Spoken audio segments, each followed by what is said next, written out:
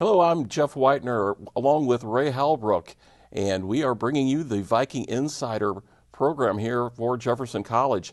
Ray, before we get started, talk a little bit about what we're hoping to accomplish here with our show on JCTV.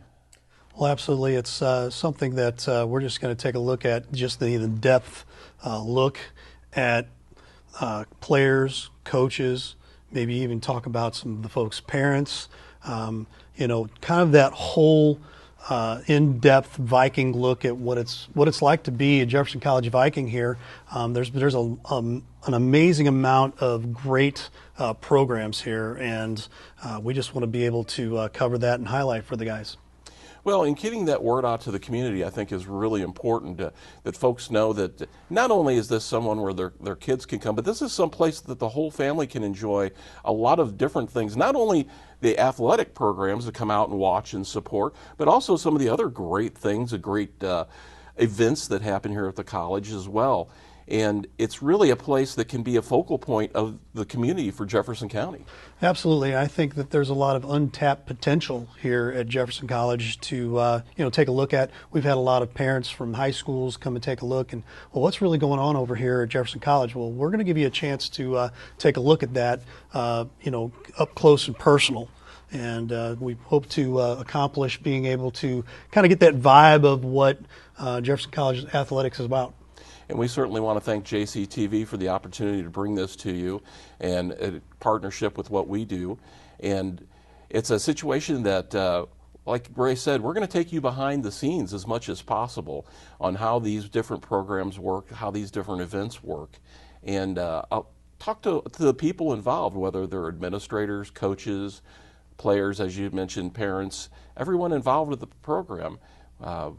So we're delighted to be able to bring this to you, and it's an incredible opportunity, and we're looking forward to it. Absolutely.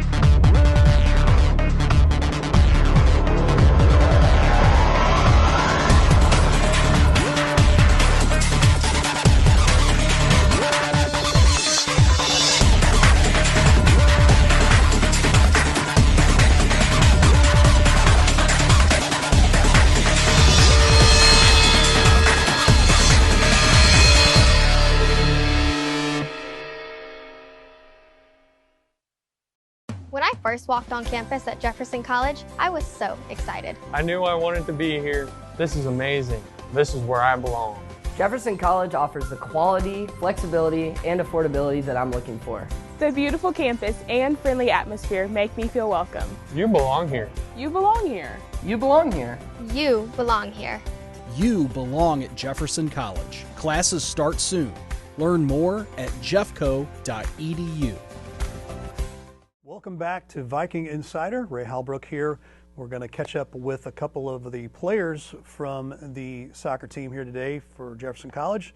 Charlie Dickerson, who's a sophomore defender from Norwich, UK, and he's studying general studies right now. And Drew Jarrett, a freshman midfielder that is from Gold Coast, Australia, studying sports psychology. Gentlemen, how you doing? I'm good, thank you. How are you? Awesome, awesome. Well, we're going to just catch up a little bit, talk a little bit about each one of you here real quick. Charlie, your current stats right now, 13 games played, 4 goals, 1 assist, 2 game-winning goals, and we're going to put a little nudge from last season because obviously we weren't here last season for this, but the 2021 first team all-conference, congratulations on that. Thank you very much. I'm sure you appreciate that. Drew Jarrett, freshman here this year, his current stats right now, 11 games played, 1 goal, 1 assist. And we're going to catch up with both of them here real quick. Got a handful of questions for you here, guys. We'll just kind of do them one at a time here. So for Charlie, what brought you here to Jefferson College? Tell us your story. So back home in the UK, I was part of a college program, and they had the opportunity for lads that played soccer there to go out after graduation to the United States on a scholarship. And for me at the time, it wasn't really the opportunity for me, but obviously came along COVID, everybody knows about. I took a year out, started working, earned myself plenty of money, and had the backing and support from my family to come out here. So I surrounded myself with the right people, and luckily enough, I'm now part of a top 8 team in the nation competing for titles. So awesome. Awesome. Drew, how's your story go?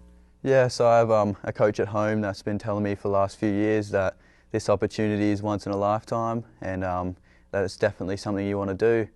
And then looking at the record that Jefferson holds over the last few years, being a top competitor, it was something that I wanted to do and took the chance, and yeah, loving it. Excellent, excellent. Question for both of you here. We'll start with Charlie.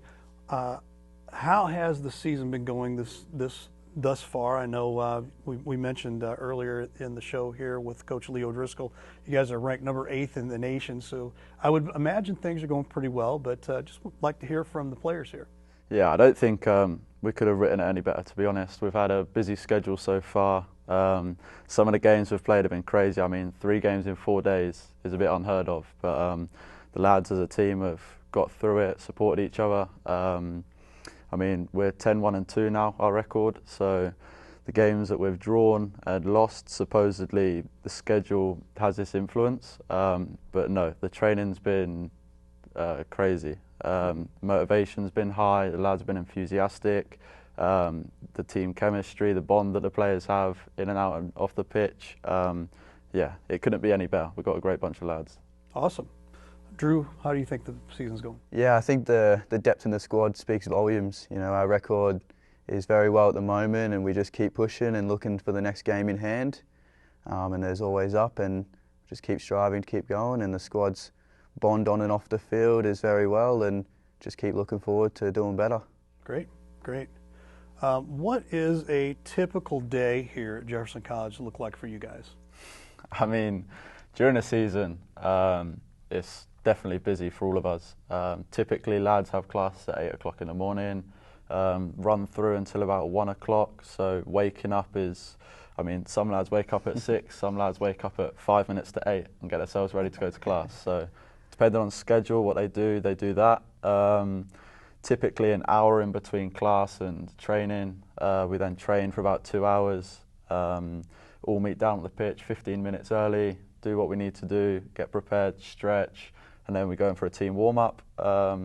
After the 2 hours of training, like I say, it's pretty busy. Lads will go home, do recovery, get tea ready, and then as the team's majority made up of internationals like me and Drew and myself, we have to work. So in order to earn an income and stay out here in the States, work is necessary. So sure.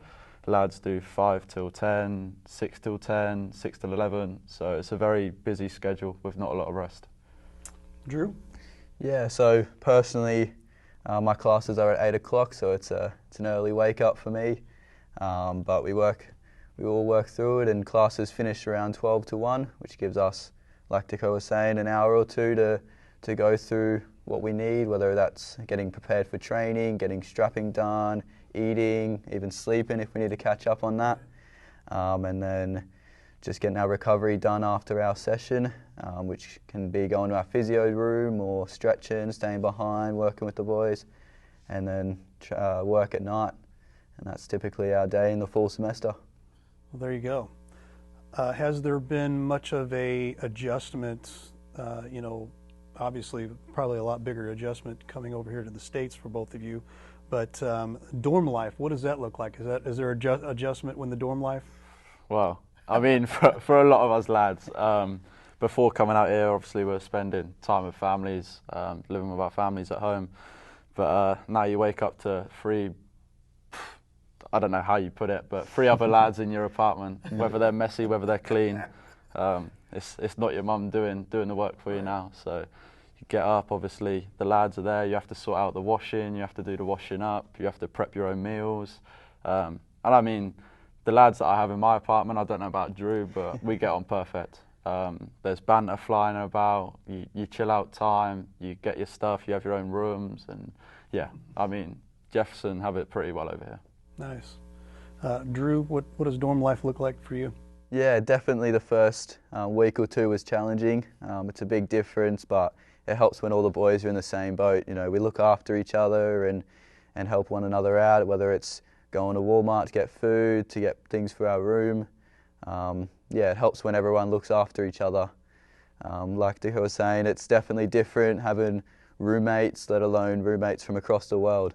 So it definitely takes a little bit to get used to each other's banter, but within 2 or 3 weeks in, yeah, life feels normal, so it's good. I bet.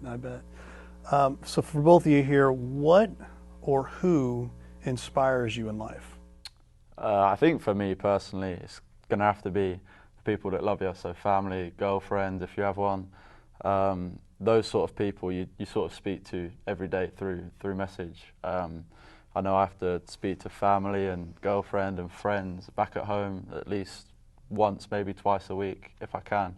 Obviously the schedule's busy, so I mean they understand, like, I'm over here for a reason. I've got something on my mind that I want to succeed in, like, Sure. That's going to go towards it. But yeah, if you don't speak to your family and friends and people that you love, then it becomes difficult. So that's part of the schedule. Excellent. How about you, Drew? Yeah, so obviously my parents definitely influence me a lot and make me strive to be better and be the best person I can on and off the field. It is hard to speak to them with the time zone difference, being from Australia, but when I can't get a hold of them, the boys, like I said, we're all in the same boat, we're all in this together, and we're all here to be the best version of ourselves, and we definitely keep each other accountable. Absolutely. Final question for you, and we call it the Ray question. What is something that may be interesting about you guys that few folks know about? Could be a talent, could be an interest, a hobby. What is something that's interesting about you that few folks know about? All right, so I might hate myself for saying this, but I'm glad I've done it now. So no, when I was younger, obviously soccer was a massive part of my life, and it still is. On the side, I actually took influence from Rio Ferdinand, a player that played for United and well known, saying that dance and gymnastics and stuff like that was good on the side of soccer. So when I was younger, lads say I've got abnormal flexibility when we're stretching and doing yoga, but it comes from dance and soccer. So excellent. I wouldn't change it, to be honest. Great. How about you, Drew? Yeah, so obviously the culture is very different and unique in Australia, so not many of the boys know that I can play the native instruments at home, and that comes with the didgeridoo, and maybe if I get a hold of one day, I can show the lads how to play a didgeridoo. Well, if you get it, you got to bring it in, and we'll definitely record that for you. Might have to. Excellent. Well, gentlemen, thank you so much for being a part of this today, and we appreciate you just popping in for a quick second and giving us a little bit about your lives. Good luck to you guys going forward here. You've got a couple more weeks here, and the championships are right around the corner, so good luck to you both. Absolutely, thank you. That is Charlie Dickerson and Drew Jarrett from Jefferson Viking Soccer. At Jefferson College, community is an important part of who we are and what we do. We experience community as it unites us in our work and activities. We reflect community through an annual day of service as we give back to those we serve. We feel community, knowing we're part of something greater than ourselves. Our campus community is stronger than ever, and we realize community cannot exist without unity. Hello and welcome to Viking Insider. I'm Ray Halbrook, your host. Thanks for being with us today. Today we're here with Coach Leo Driscoll from the soccer team here at Jefferson College. Leo, how you doing, sir? Good. How are you? Great. We just caught up briefly here to talk a little bit about the first season coaching job this year. You've kind of jumped in all the way in here, kind of hands first all the way through. Currently, you guys are 10-1-2 on the season, ranked number 8 in the nation. And being your first season here at Jeffco, we talked a little bit about the amount of turnaround, which was very, very short. So take us through that a little bit. Well, my wife is from St. Louis, or the St. Louis area, so eventually we were going to come down here, and a job came available, or the job came available in the summer, and I dropped my name into the hat. You know, it kind of put us on our toes, whether or not we were kind of deciding, should we tell people that we possibly could be leaving or what. It ended up working in our favour.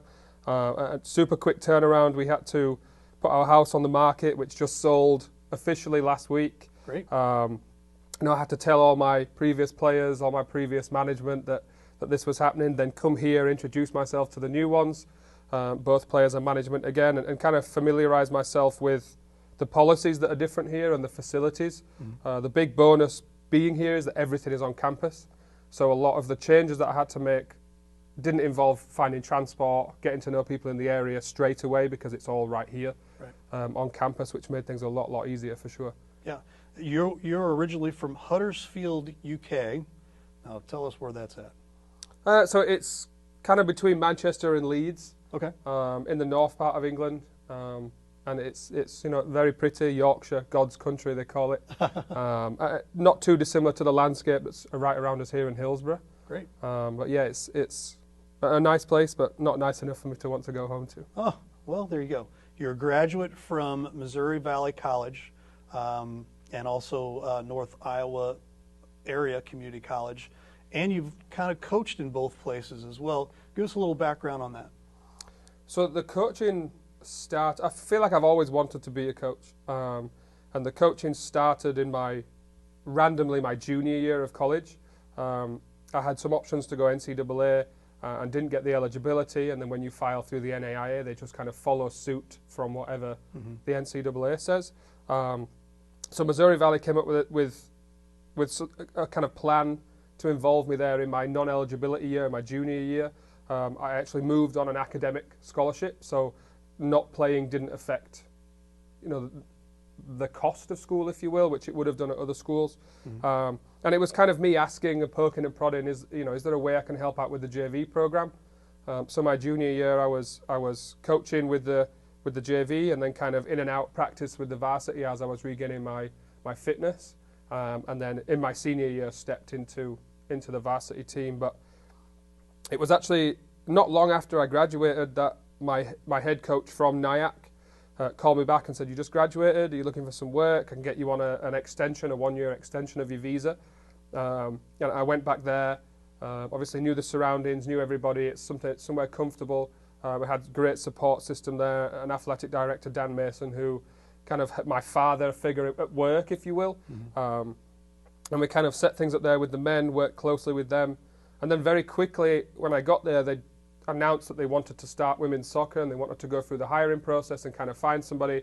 And again, I just kind of said, I'm right here. Like, I think I'm ready to do it. I've mentally wanted to be a coach since a very young age. So having that first opportunity to kind of jump in at the deep end and see how it would go. So we started the women's program there. And then not long after that, the head coach announced he was going to retire. And again, I was like, let me do both. I can take over. Everything there is on campus, so it's easy. And as long as you organise and you set out a plan, it's pretty easy to run 2 programs. And then with the birth of my daughter, who's backstage there somewhere, we didn't feel like Mason City, nothing against it, but it wasn't somewhere we wanted to bring up a child. And the opportunity to move to Hawkeye Community College came around. I was an assistant there for a year, and then the head coach position opened up, and I applied. Quite a rigorous, because it was during COVID too, so I think everybody had lots of time on their hands. Right. So it was, interview after interview, Zoom call after Zoom call. Managed to work my way through that, and then had 2 successful years, I would say there. Some heartbreak along the way, losing, in the final stages of the season, if you will. But set myself up nicely there, I think, to kind of prove that I can take a program, I can help move it forward. And then obviously the Jeffco one came up here, which I have the advantage of starting further forward than where I did at my previous school. So it's about making sure we continue that now. Absolutely. That's interesting. Very interesting. What are some of the expectations for the Vikings core this season? I know it's been a short turnaround here, and you've kind of probably just getting to know everybody, but I'm sure there's expectations that you're trying to set early on.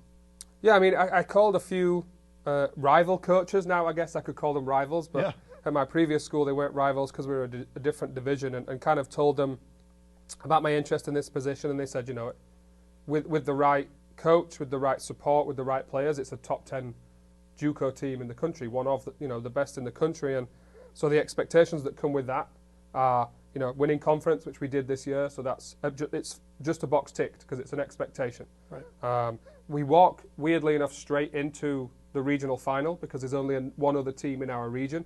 So I think the expectations are to at least make districts, and that's when you come up against some of the other best teams in the country because the Iowa conference is so strong, one of the Illinois conferences is so strong. So the expectation has to be districts, and then it's who's best on the day.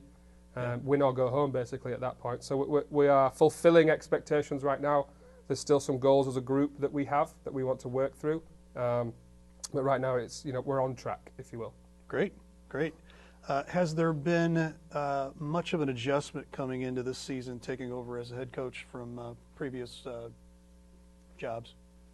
I would say it's actually kind of a mixture of both of the previous jobs I've had kind of merged together. There's obviously, quite a few differences, but it's a mixture of stuff that I had going for me at Nyack and that I had for me at Hawkeye, and it's kind of bringing those together.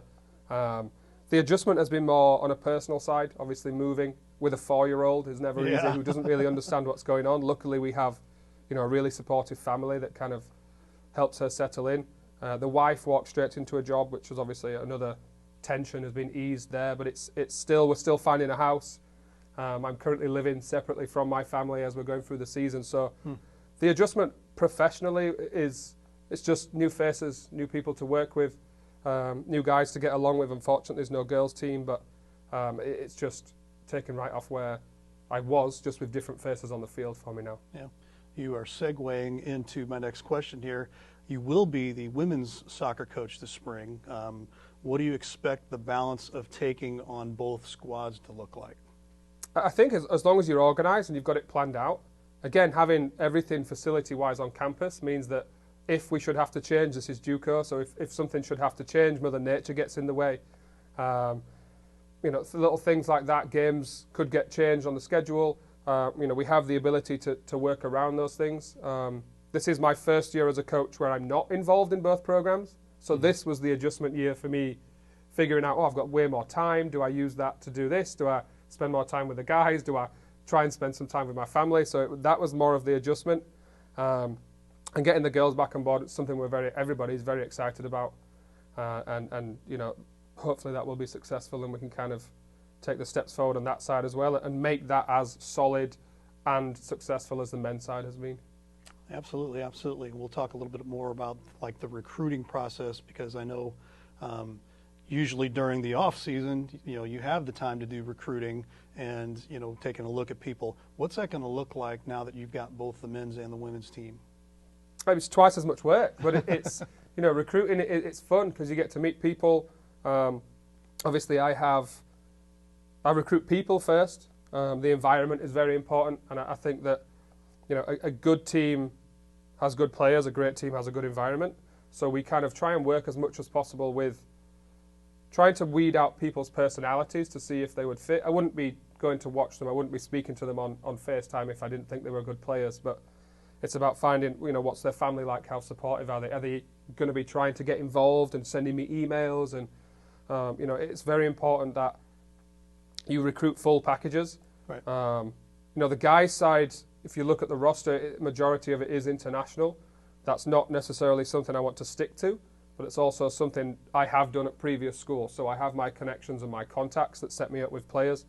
But I am looking, obviously St. Louis is a fantastic soccer city, not just in the Midwest, but in the country as a whole. So trying to get some of the guys out here, and you put yourself in the shop window from that aspect of things. On the girls' side right now, it's getting out. I'm, 1 or 2 evenings a week, I'm out at one of the many complexes that we have around the city, trying to introduce myself to coaches and kind of put myself out there a little bit to gain connections, if not for the near future, as we go and try and build something here, that we've got people involved and that want to be involved in, sending players to help build this program back up. So it's talking as much as possible, which, I don't mind doing, getting your face out there. I have a very supportive wife back home who understands now. It's taken her a few years, but she understands the realms of being a coach, and there is no real off season. Just your point of direction of what you're doing changes, if you will. So she's, fantastic. My daughter absolutely loves being around the program, coming to watch, setting up on game day. She'll be at practice this afternoon, kind of kicking the balls around with the guys. So it is just trying to recruit the right people, not only for the program, but for Jeffco too. We don't want Jeffco to be anybody's last step. It's a step to go on. It's the start of your education. It's the start of your US soccer career if you are coming from out of the country. And it's just building a program that we want to sustain. And I also see real success in it being the soccer program, not the women's team and the men's team. We're a program together. I'll try and schedule games as much as possible against the same team on the same day, try and keep us together. Team bonding is easier when you have two teams because they don't spend every minute of every day with each other. So it's important that the right people first, what you're getting into the program, and that makes everything else after that easier. Absolutely, absolutely. Final question for you here, Coach. Who's someone you look up to, or do you have a mentor in your life? A mentor now, personally, it's my dad. I've always, we haven't always got on, but he's always been the one who's come to every game. He was my coach for a long time as I was younger. He introduced me to going to watch Manchester United in the stadium and kind of getting that environment and that atmosphere in. And then, we talk every week still. But obviously at this stage of life, I'm asking him about house questions and DIY questions and car questions. So personally, it's always been my dad. I think the most influential person on me professionally would be Dan Mason, who I mentioned earlier. And he was kind of, like I said, my work father figure, if you will. Sure. He kind of kept me on track, would almost let me stray off sometimes to then teach me why I shouldn't be doing those things. And obviously, as a young coach, you kind of have to learn on the job as well, essentially. Right. So he was putting me in situations and seeing how I would do, giving me advice along the way. And then my previous AD as well, Ethan Crawford, he taught me more of the staying on top of your admin side, keeping it organised, which makes it easier. So there's lots and lots of people who I could name. I could go on all day, but I think professionally it would be those two. And hopefully Bob has some words of wisdom for me as we go along the way here as well. There you go. Absolutely. Well, we appreciate so much for you to stop in, pop by, and give us just a little background on yourself. Good to meet you and get to know you here a little bit. And good luck to you on the rest of the season. Absolutely. Thanks for having me. That is Coach Leo Driscoll from Jefferson College Vikings Soccer.